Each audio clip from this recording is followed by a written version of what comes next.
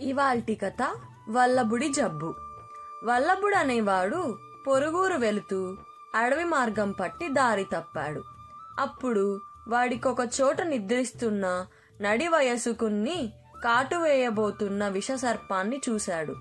క్షణం కూడా జాప్యం చేయకుండా వాడు ఆ పామును వెనక నుంచి తోక పట్టుకొని దూరంగా విసిరేశాడు. ఆ అలికిడికి నడి వయస్కుడు లేచి జరిగింది తెలుసుకొని, నాయనా, సమయానికి నా ప్రాణాలు కాపాడి రక్షించావు. ప్రత్యుపకారంగా నీకు నా దగ్గరున్న మాయా సంచినిస్తాను. అది నీవు కోరినప్పుడల్లా ఆహారాన్నిస్తుంది. దానిని అవసరాలకే వాడుకుంటూ దుర్వినియోగం చేయకుండా సుఖంగా జీవించు అన్నాడు. వల్లభుడు ఆశ్చర్యంగా, ఇటువంటి మాయా సంచి మీకెక్కడిది అని అడిగాడు. నేనొక భాగ్యవంతుణ్ణి. నా చుట్టూ చేరిన వారందర్నీ నా మేలు కోరిన వారనుకొని భ్రమించి ఉన్నదంతా పోగొట్టుకున్నాను. నా ఆస్తిని కాజేసిన దుర్మార్గులు నన్ను ఇంట్లో నుంచి వెళ్ళగొట్టారు. నేను న్యాయాధికారికి ఫిర్యాదు చేశాను. ఆ దుర్మార్గులు న్యాయాధికారికి లంచమిచ్చి నాకు దేశ బహిష్కరణ విధించేలా చేశారు. నేను ఈ అడవి చేరుకుని ఒక మహాత్ముడి కంటబడ్డాను.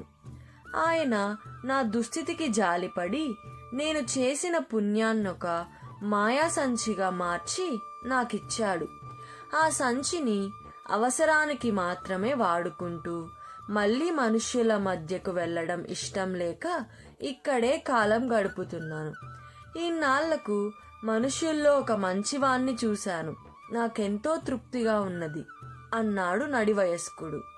ఈ మాయా సంచి నాకిస్తే మీకెలా గడుస్తుంది అన్నాడు వల్లభుడు బాధగా. ఇంతకాలం నాకు అపకారం చేసిన వాళ్ళకి కూడా డబ్బిచ్చి సాయపడ్డాను.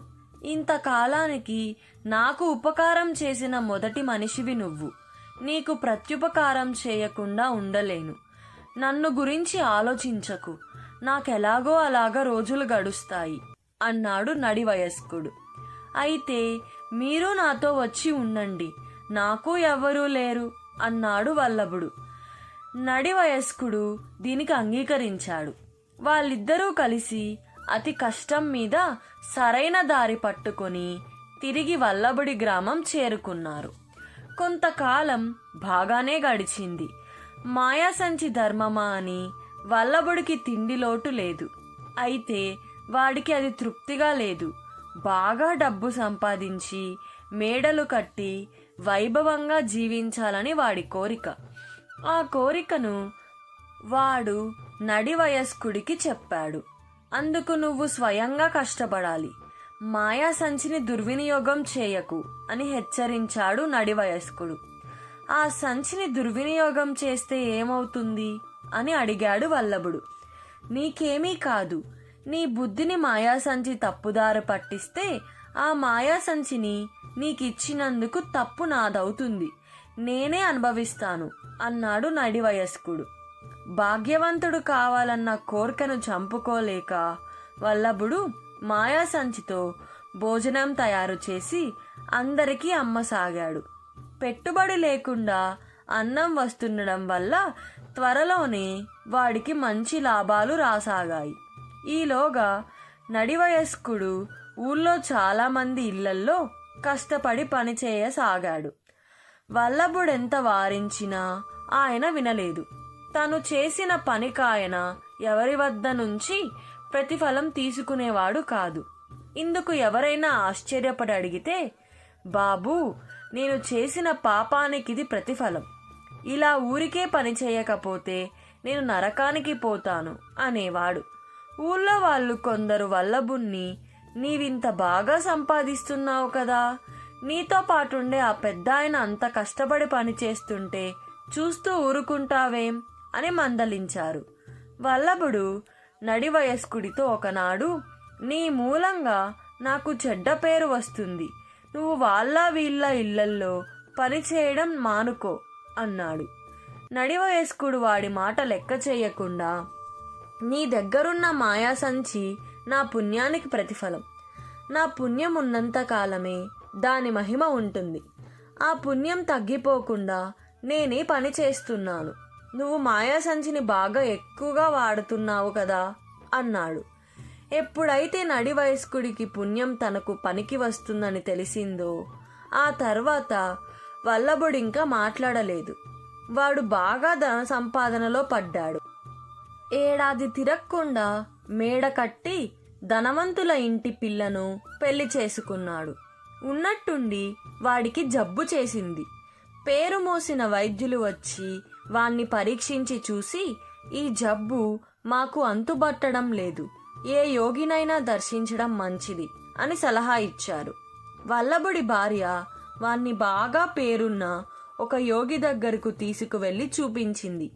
యోగి వాణ్ణి చూస్తూనే, శ్రమ పడకుండా సుఖాలు అనుభవిద్దామనుకున్నావు, శరీర శ్రమ అవసరం లేకుండానే నీకు సంపద పెరుగుతున్నది, అందువల్ల నీకు శరీరారోగ్యం ఎందుకు, అందుకే మంచం పట్టావు అన్నాడు. అదేమిటి స్వామి, మరి నా సంపదను నేను అనుభవించవద్దా అన్నాడు వల్లభుడు.